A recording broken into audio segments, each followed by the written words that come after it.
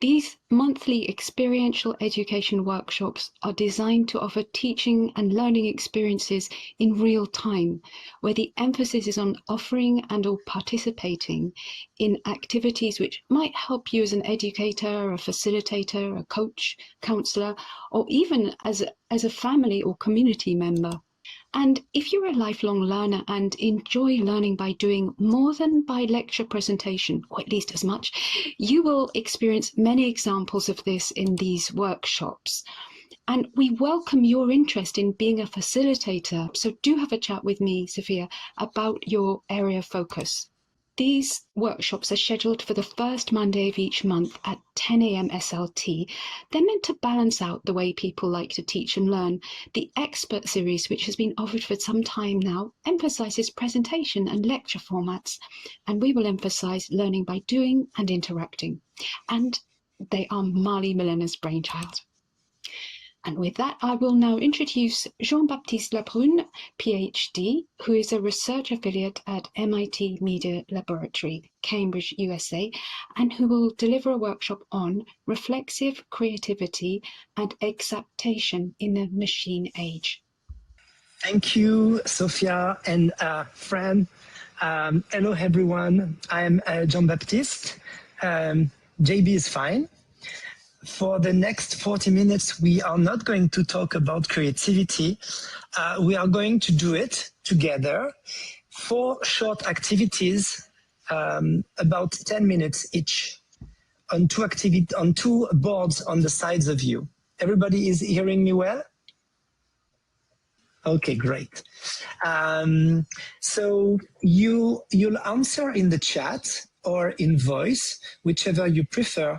And Sophia will help you place your text responses and images you want to share according to the activities. One word before we begin, and I have one definition for you, and only one. Creativity, for me, and this is also the academic definition, is making something that is at once different and meaningful. Different is easy.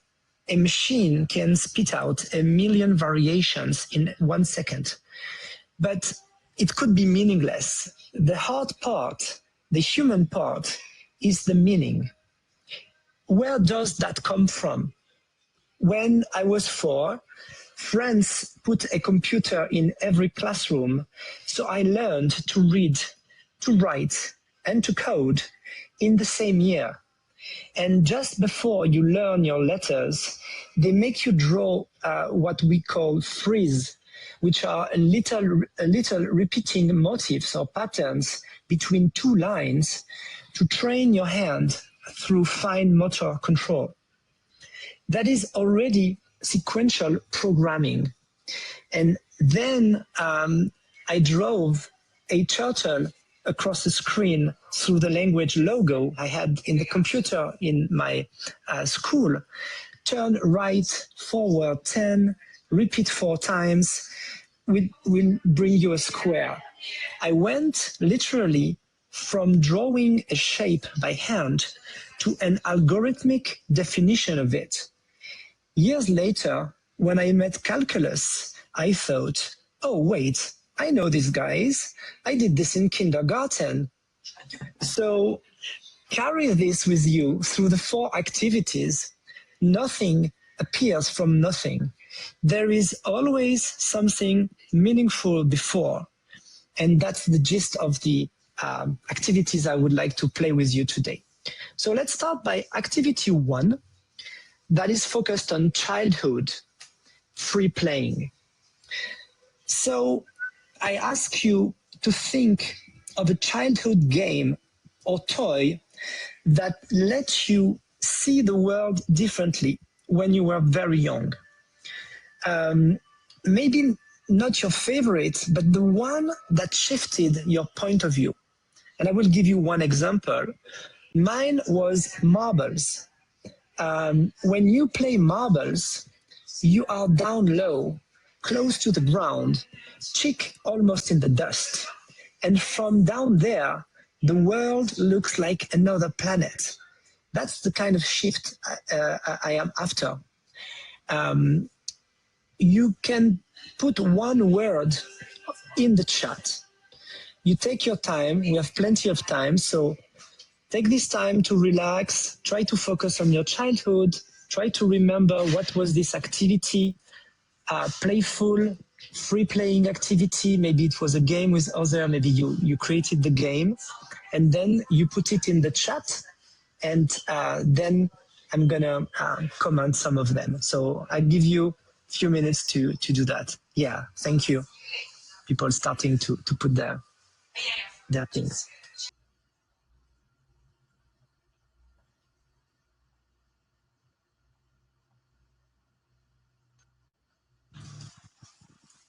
Okay, that's awesome. I see lots of great nuggets over there.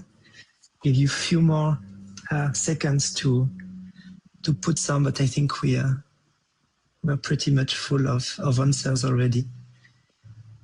I'm not a native English speaker, so some of them are a little bit hard for me, like Red Rover. What is a Red Rover? Maybe you can help me, guys, here. That's Buffy. Red Rover. It's a game. Oh, okay. It's a game you play with other. Okay, got it.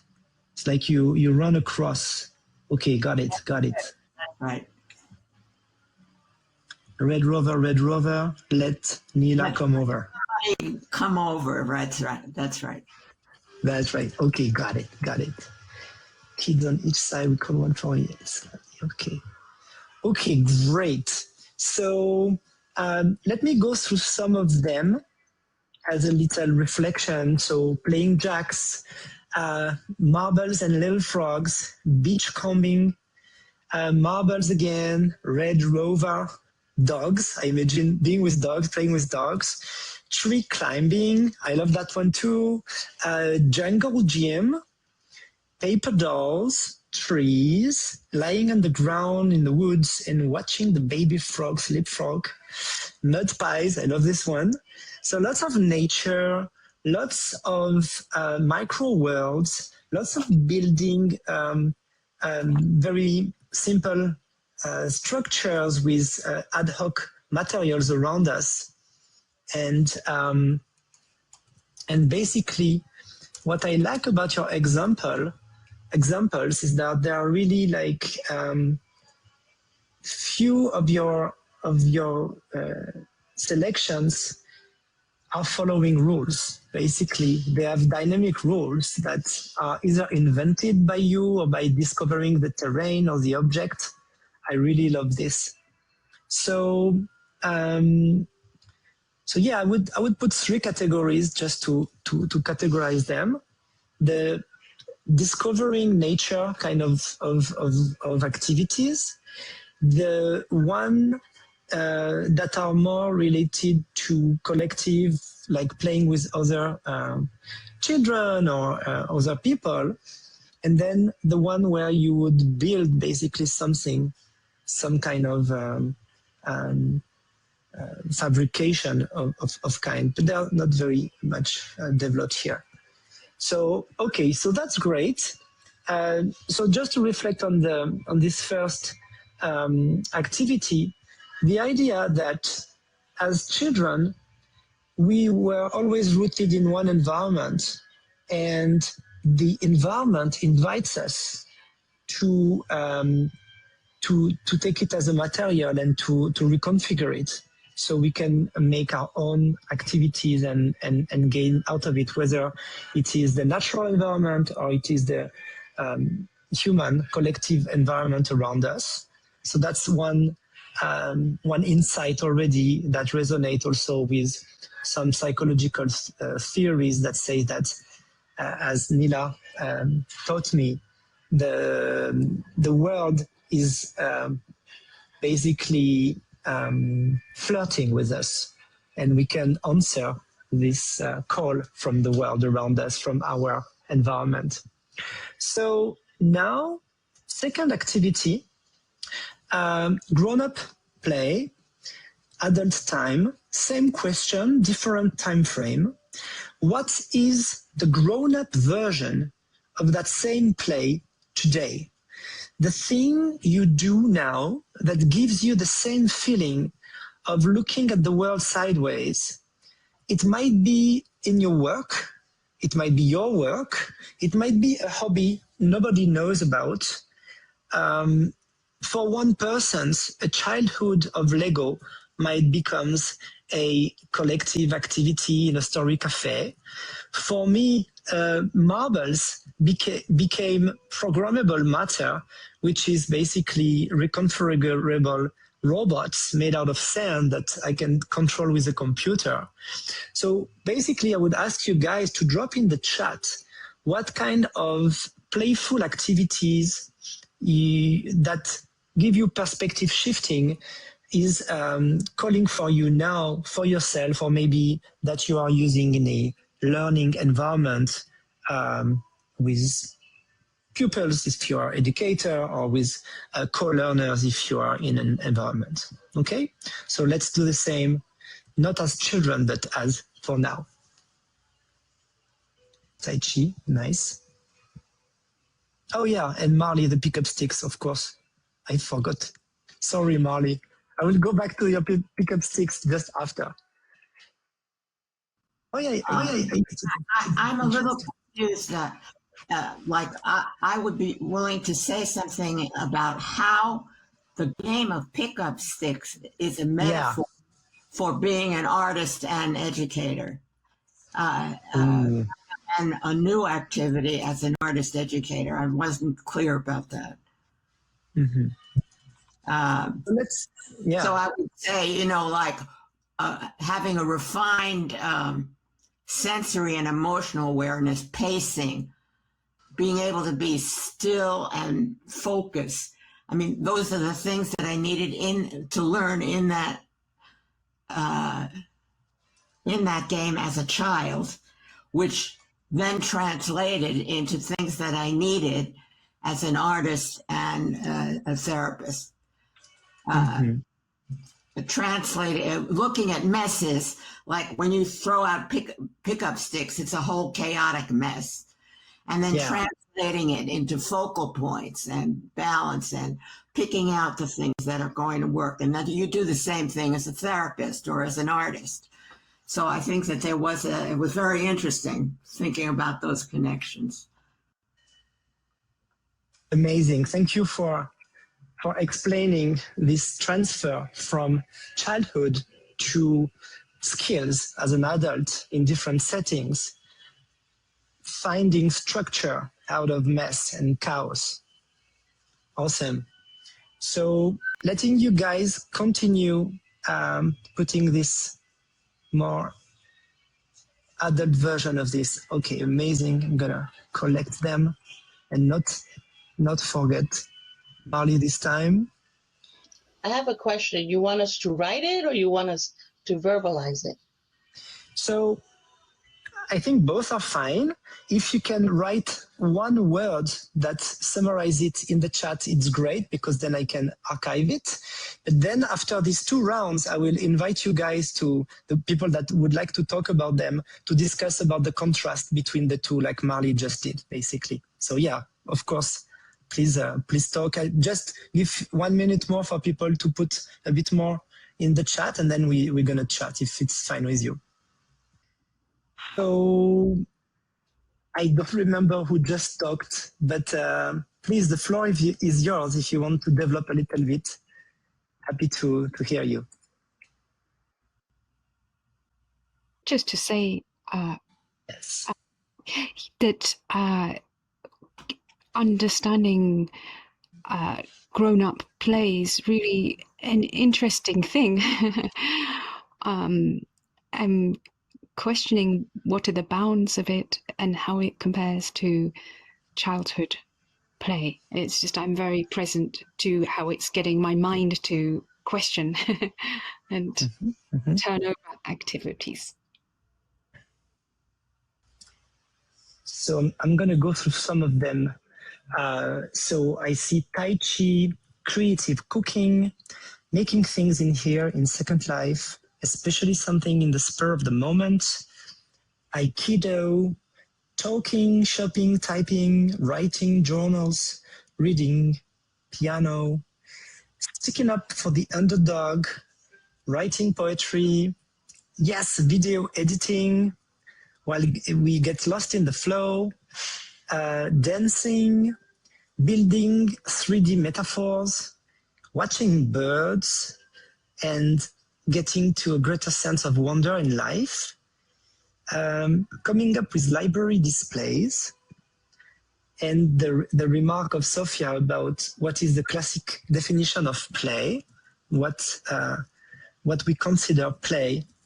So I can maybe reflect a little bit on this, but someone wanted to chat or to talk a little bit before. Maybe I was misunderstood. That would be a good moment for me to hear as well. I think for me, when I said, yeah, for me, well, I was very little when I was playing, when I taught myself how to play jacks. And for me, it translates in my adulthood that I am capable to do things that people told me I wasn't. And I think in my profession and in my career, working with people that believe they couldn't do anything or they weren't capable. And for me, that was powerful. I think I could see myself playing jacks and not being able to do it because it took me a while to learn it by myself. And then working with people that I can't say broken because I don't think anyone's broken, but believe that they couldn't do something or couldn't get away from a situation. Thank you so much.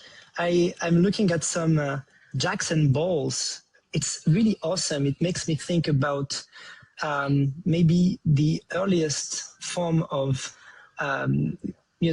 play artifacts from the prehistory, where they might play with that with bones, little bones from animals or something like that. I think it's really, really amazing. So to try to connect what you just said and what Sophia just said also before, what is play? What is the classical definition of play? And are we even talking about play here? I would say that to take the example of jacks, I think the difficulty of jacks, and this is why you say that if you manage to find some control over this activity, you have this empowerment feeling that you are able to achieve something that other people might have seen as not possible. It's because there is a random element in play. There is an alea, something that you don't control, that is controlled by a different power. And you challenge this different kind of power. There is a theoretician of play in France called Roger Caillois that defined play with 4 vectors, 4 dimensions. One is alea, or chance, the randomness I was telling you about. The second one, it's called mimicry. How do you imitate? How do you role play? How do you try to reproduce something? The third one is agon, like in agonistic, it's competition. When you play against other people, against the difficulty of the terrain, etc., or endurance in sport. And the fourth one, it's the notion that you lose yourself in the activity. You become dizzy. Time passes in a different speed. What basically Csikszentmihalyi described in flow, in the flow state, 1 hour becomes 1 minute, and so on. So I think these 4 dimensions are interesting to look at these activities. And for me, definitely they would qualify as play for that matter. Now, in order to wrap up this first part, because we are half the time of the workshop, I like how you guys went from nature and building things and playing with other people to basically how you went from free playing to games. And the difference I would say between the free playing and games is that in the free playing activity, the rules, they exist, but usually you discover them at the end of the activity. They are immanent, they are made during the activity. Whereas in games, usually they are agreed. When we play soccer, we know that this is what we can do, this is what we cannot do. It doesn't change during the game. This would be not legitimate. And I think especially when you do Tai Chi, I think there are lots of good ways to do the Tai Chi, the same for cooking with lots of these books, same with Aikido. I guess there are like rules of poetry, etc. But in the same time, it's like you can learn dancing in the school, but you can also do Gaga dancing and dance the way you want. Or you can also just have fun with piano. So I think it's interesting to reflect on how, when we were children, games with rules were not maybe paramount. And as we grow older, we are immersed in a world of rules and they pervaded into our playful activities. So now I will go to the third activity, activity 3. And tell you about this complex word called exaptation. This name, I will explain it to you in 30 seconds, and I will introduce the concept. Charles Darwin explained how things adapt, how they come to fit the environment. What he could not explain is how adaptation starts. Stephen Jay Gould gave 2 answers. The first, a structure built for one job gets reused for one another. Birds, for example, had wings for body temperature regulation, thermal regulation of their body, long before any bird flew, which is why so many birds still do not fly at all. The second explanation is a bit stranger. A structure with no previous job whatsoever, a pure byproduct of how a body grows, that only much later finds a use. Think of the patterns on a fish skin, stripes, spots. They are not random. They fall out of a simple rule as the skin forms. And for some fish, living deep in the dark sea, those patterns do nothing for millions of years. No light down there, no eye to see them. But then the water shifts, light reaches them, and overnight, the ones wearing the pattern are the ones that survive.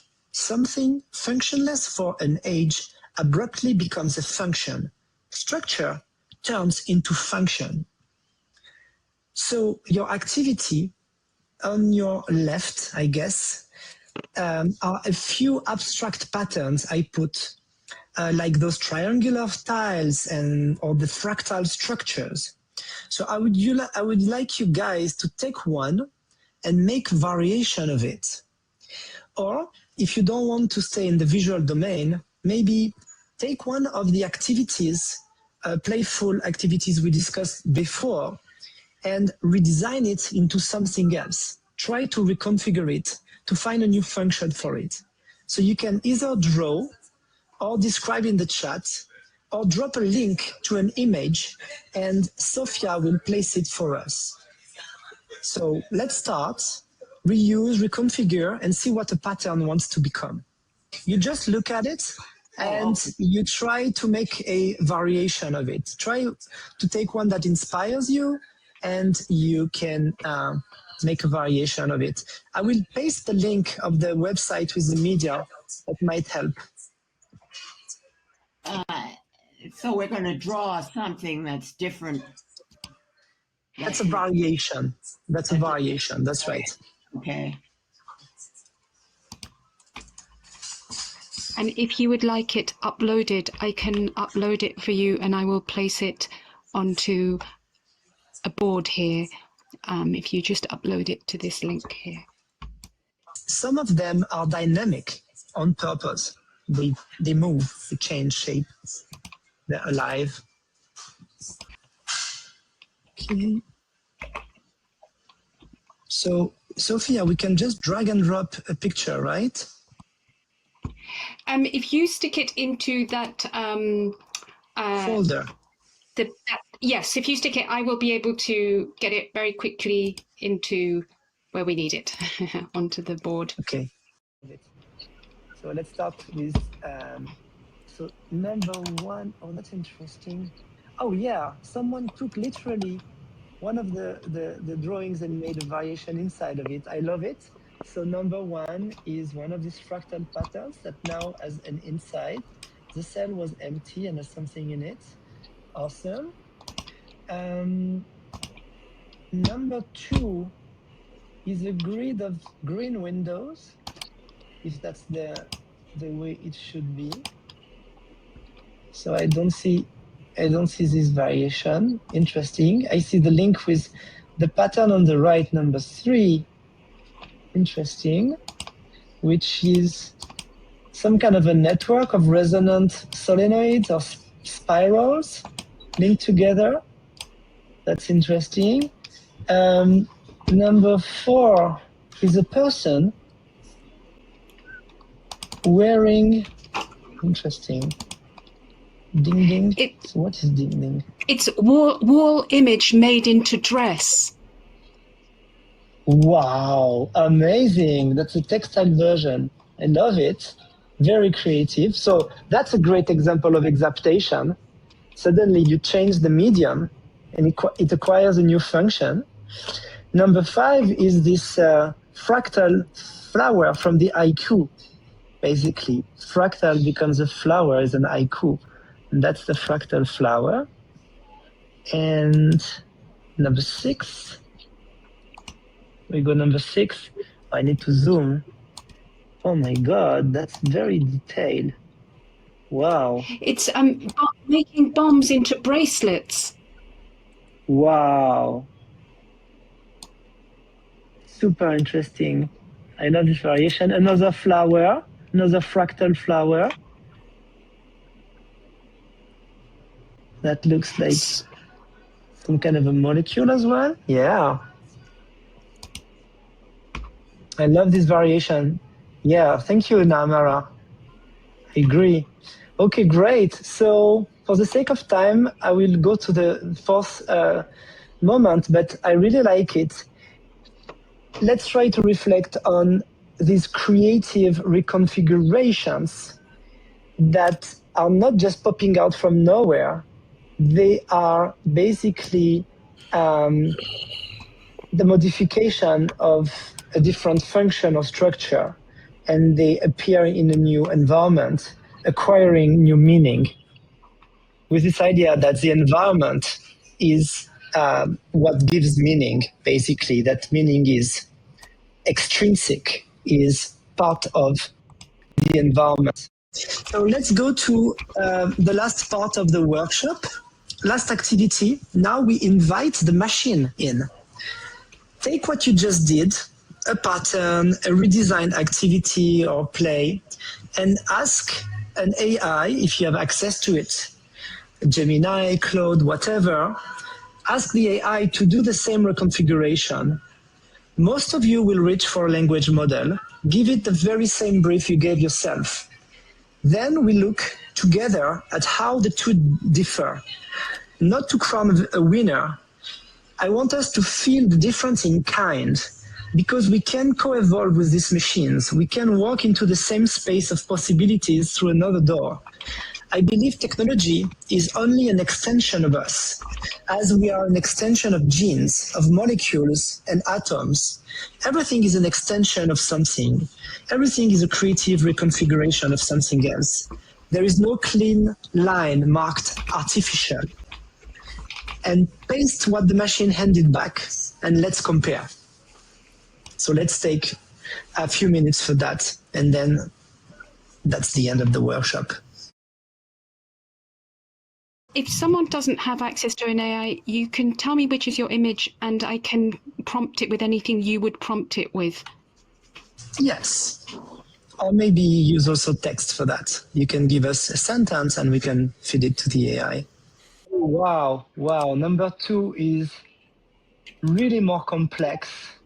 And number 7 of Marley is also interesting because but basically it added a third dimension to the kite. It looks like an inflatable kite for some reason. It's called a kite-toon. It's a kite and a balloon, a kite-toon.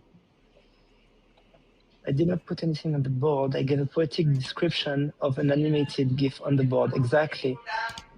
The haiku bee. Okay, great. So thank you for this. And what I can reflect is how the machine amplifies, the machine complexifies, but we gave a seed to the machine to be creative. So we assign a meaningful point in a very large space of variation. And I think this is what is interesting with machines. So let me end by one sentence now. A last word about the unseen. Gould had a name for the rhythm of the evolution called punctuated equilibrium. Life does not climb a smooth line. It moves, then plateaus, then moves again. And it is during the long, quiet plateaus that all the unseen, unused characteristics quietly accumulate. The redundancy, the things that seem to do nothing. It is always tempting for a rigid society to clear out the unseen. The people it decides are functionless, who work differently, who do not behave as told. I believe it is the duty of an open society to protect them, because the unseen is exactly what may save us when the water shifts and the light changes. This is what we have been rehearsing this whole hour on 4 small activities, paying attention to what came before, to what looks useless, to the redundant thing that turns out to matter. When you play, you are still here, and you are also somewhere else. Thank you for stepping somewhere else with me. Sophia, back to you. Thank you, JB.